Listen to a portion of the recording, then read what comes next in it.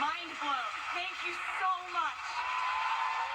Taylor Swift making history last night and seeing so many legends last night. It paved the way, really, for the musicians of today. I'll see you tomorrow. Good night. Thank you for making World News Tonight with David Moore, America's most watched newscast. We are going to have sunny and cool days all the way through Thursday. Then as we go into the end of the week, clouds will move back in, along with rain chances going up, along with also much warmer temperatures. I'll have all those details coming up. Right now on News Channel 6 at 7, GOP presidential candidate Nikki Haley will be stumping for votes in the Palmetto State. We'll take you to her rally in Aiken. Also ahead, the search for a robbery suspect is underway, but the family of the man originally arrested and released is speaking out. Also, new businesses in Columbia County, how 2 area restaurants are faring, as your news at 7 starts now. Live from Television Park, this is WJBF News Channel 6 at 7.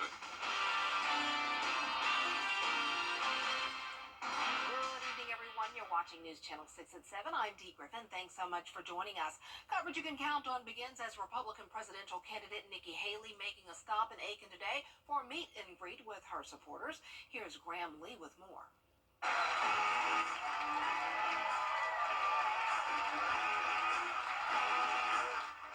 She was in Aiken to not only meet and greet, but to address big issues in our country.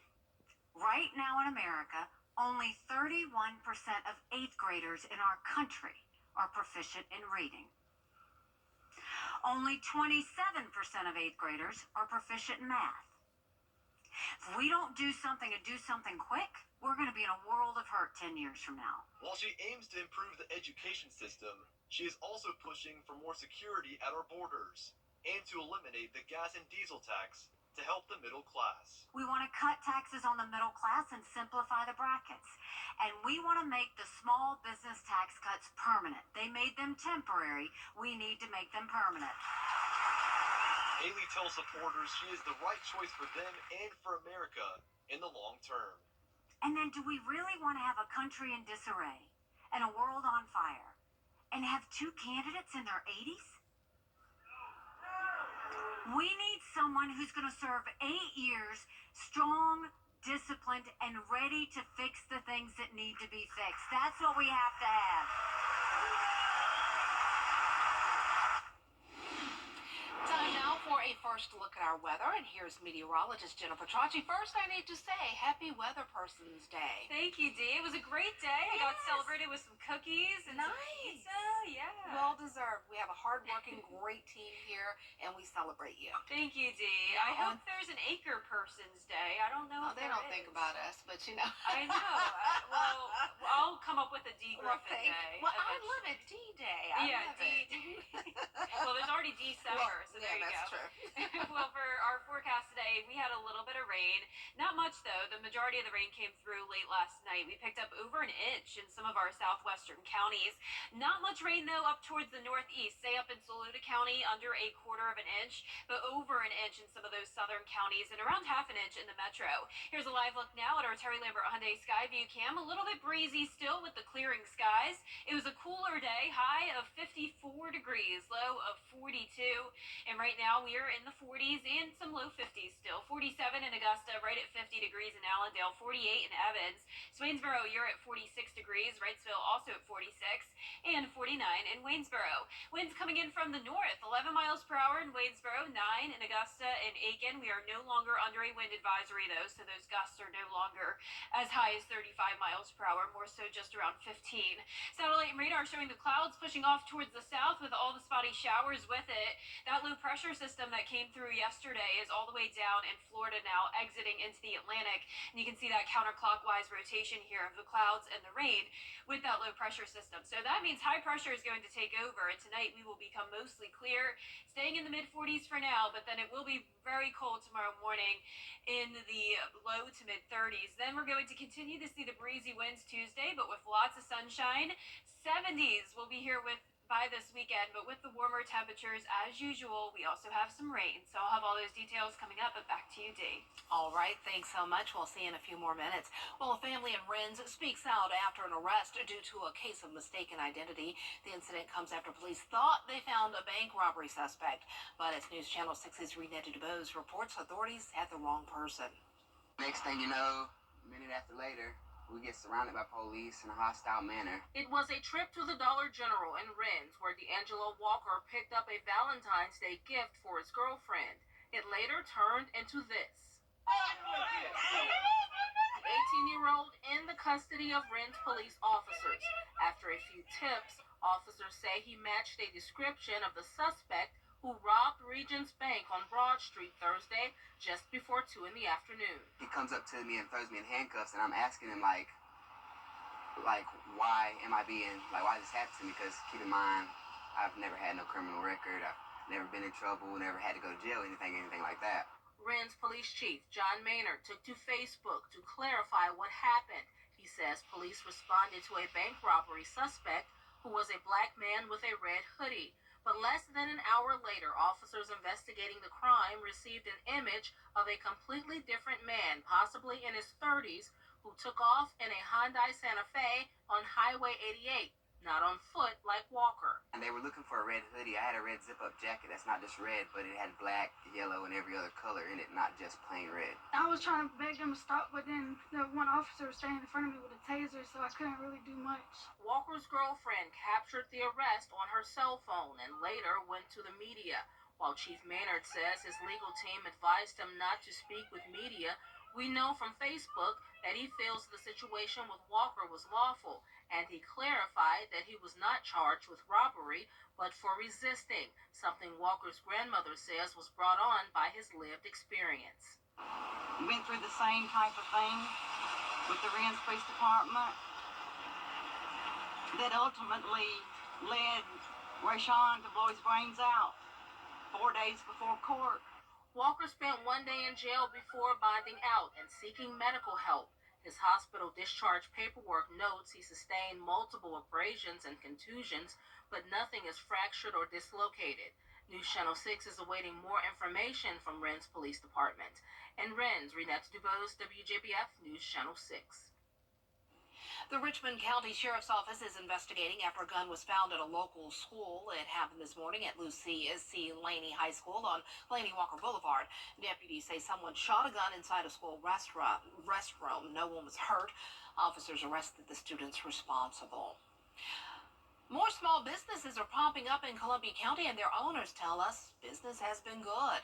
A Rally Point Grill on Washington Road in Evans is now turning a profit. It opened in June, but its owners tell us they still need more employees, and rising food costs are becoming an issue. Also, the county's first Jamaican restaurant, 876 Island Cuisine on Maple Drive in Martinez, opened a few weeks ago. Customers and owners believe it's just what the area needed. I'm Jamaican. And, I want great food, and, I didn't want to drive far to go and get great food. So I know a lot of people in the area, they're thinking the same way how I'm thinking. So I'm like, you know what? This would be the great location.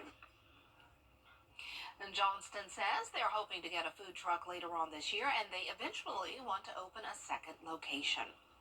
Well, the Peach State is cracking down on organized retail theft in Georgia after a string of smash and grab robberies, which has resulted in more than $3 billion in losses. Here's Artis Seshadri with more. Georgia's Attorney General Chris Carr wants lawmakers to fund a new statewide unit that would handle retail thefts and cybercrime, which was recommended by Governor Kemp in his budget proposal. Yeah, organized retail crime is now an issue that folks are having to deal with all around the country. I know that a lot of Georgians saw images of smash and grabs out west in malls and going into CVS's and Marts and Walgreens and that type of thing. So you've got the smash and grabs, but you also have organized groups that are hitting retail stores, that are stealing particular goods. The Attorney General met with law enforcement as well as retailers from across the state, including the GBI, the Prosecuting Attorney's Council, Amazon, CVS, Macy's, Walmart, Walgreens, and Publix. What we see are organized groups that are hitting retail stores, taking goods and then selling them online. And they may not be a named gang, but they're a group that are working together and oftentimes, again, stealing from a brick and mortar store and then selling online. I believe if we're going to remain the top state in the nation in which to do business, we have to go after those individuals. One, because we need to protect businesses that are doing it the right way.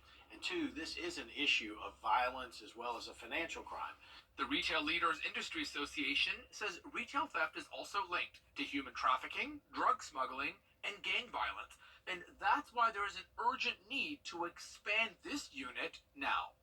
We've seen images of employees at certain stores being knocked down by these groups. We've seen customers that are getting hurt. The people of Georgia that are doing it the right way, that are running a business or that are employees at certain retail stores need to be safe, and so do our customers. Reporting at the Georgia State Capitol, Archit Seshadri, Atlanta Bureau Chief. Augusta National is asking the Planning Commission to approve a rezoning request.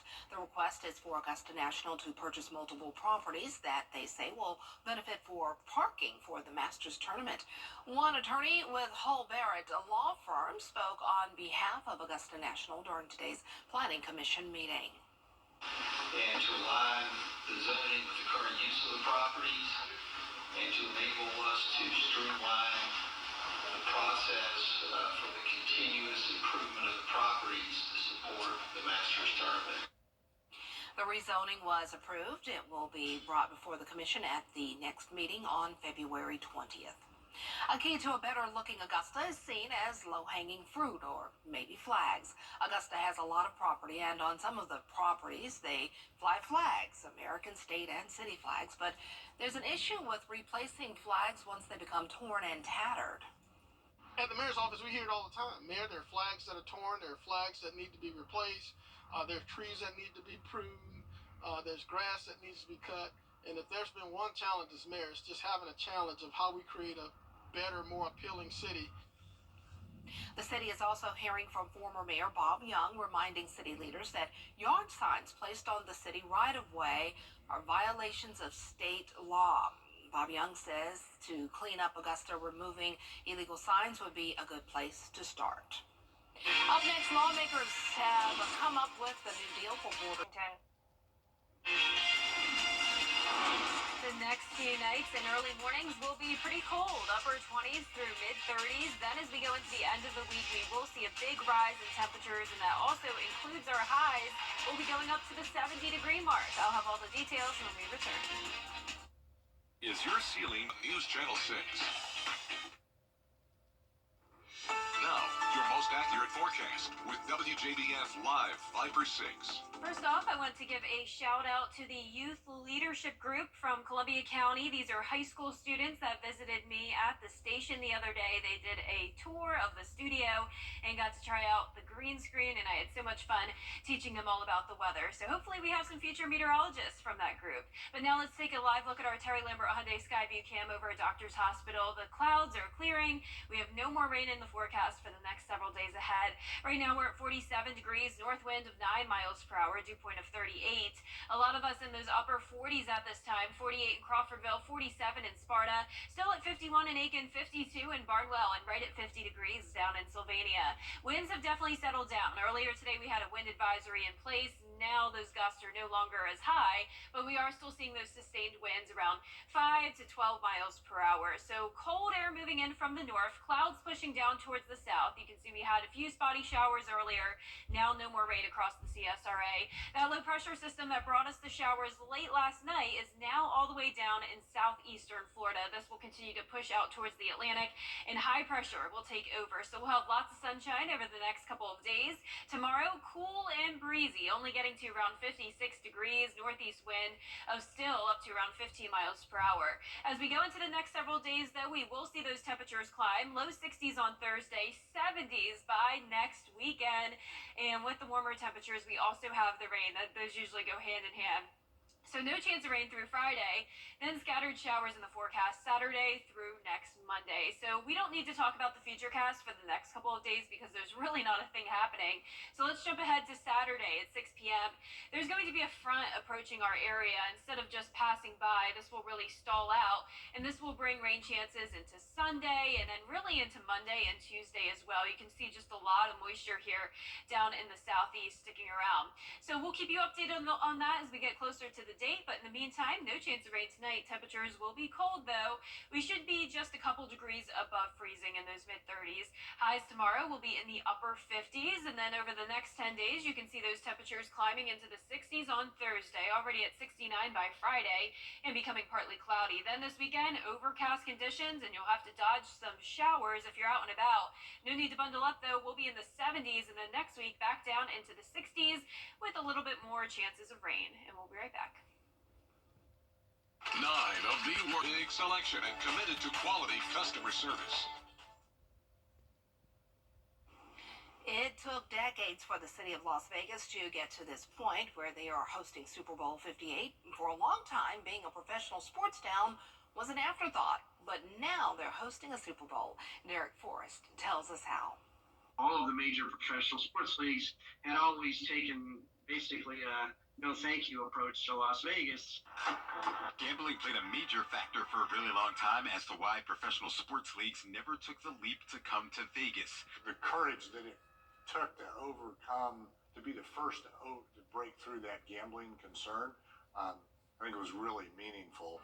But in 2014, something changed. Bill Foley, the current owner of the Las Vegas Golden Knights, sat down with Gary Bettman, the commissioner of the NHL, to see if Vegas could be a good fit for the league. I give Gary Bettman credit. Finally, he got to the point, he's like, well, I don't know if Las Vegas is a good market or not, but relative to gaming, maybe we've been thinking about this the wrong way. Bill is who really made that commitment, got out on that limb, broke through the ice, so to speak, and made that happen. The final piece of the puzzle was the arrival of the NFL and the Raiders, as Allegiant Stadium really kick-started the pro sports expansion. If you're going to be on the world stage, you're going to need to have a place where these big events can happen. And Allegiant has allowed that. This, along with the early success of the Golden Knights getting to the Stanley Cup Finals their first season, sparked interest within the community. And since then, the Knights won the Stanley Cup in 2023, and the Las Vegas Aces of the WNBA have now won back-to-back titles. You know, when you start talking championships, people start paying attention. People like to associate themselves with winners. In Las Vegas at Super Bowl 58, I'm Derek Forrest. Oh, good for them. Well, still ahead, dentist office is offering something special for nervous patients. We'll tell you about it when we return. The 2024 Fall and Winter Clearance Sale at Lionel Smith Limited. A dentist office in Minneapolis is offering special support for nervous patients. Ollie will sit on your lap while the dentist gets to work. The 4-year-old Golden Doodle belongs to one of the dental hygienists. She started bringing Ollie to work last year to help relieve anxiety for nervous patients. Experts say spending just 5 minutes with a 4-legged friend can drop levels of stress hormone cortisol. Oh, I would love to just hang out with Ollie. Oh, I know, right? I mean, I would need him at the doctor's office, though, Yeah. not the dentist. Like when they're taking blood work, that's what gets yes. me. Oh, that, yeah, I'd look away. I could play with Ollie and get I it done. know, I hate it. But the dentist I can handle. I have Yeah. a dentist appointment next week, but I would be happy to have the dog with me, but I hope think your can dentist handle is it. watching. I know, right? She ain't never scared. She tough. Yeah, I'm ready for it.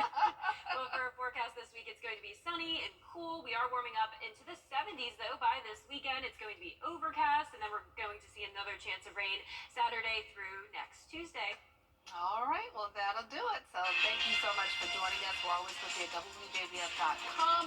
Our good friends at Entertainment Tonight are coming up next. Stay tuned.